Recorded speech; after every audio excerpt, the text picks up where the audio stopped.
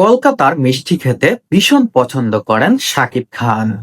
৬ বছর আগে সংসার জীবন থেকে আলাদা হওয়া ঢাকাইয়া সিনেমার নায়িকা অপু বিশ্বাস এবং সুপারস্টার শাকিব খান নিজেদের মধ্যে মুখ দেখাদেখি বন্ধ করেননি, বরং ছেলেকে কেন্দ্র করে নিজেদের মধ্যে যোগাযোগ বাড়িয়েছেন। বিদেশে একসঙ্গে ঘোরাঘুরি ছাড়াও সোশ্যাল মিডিয়ায় একে অপরের কাজ নিয়ে প্রচারণা চালিয়েছেন। দুজনেরই কেউই ভুলে যাননি তাদের পছন্দ অপছন্দের কথা। সেই কথা মাথায় রেখে কলকাতা থেকে অপু বিশ্বাস যখন ঢাকায় ফিরেন, সঙ্গে করে কি নিয়ে যান শহরের কিছু মিষ্টি, যা সাকিব ভীষণ পছন্দ করে।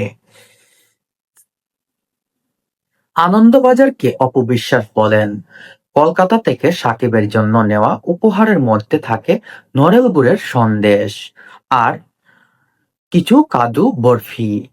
বাস্তবতায় অন্য কিছু নেওয়া হোক বা না হোক, এই দুইটা খাবার নিতে ভুলেন না অপু।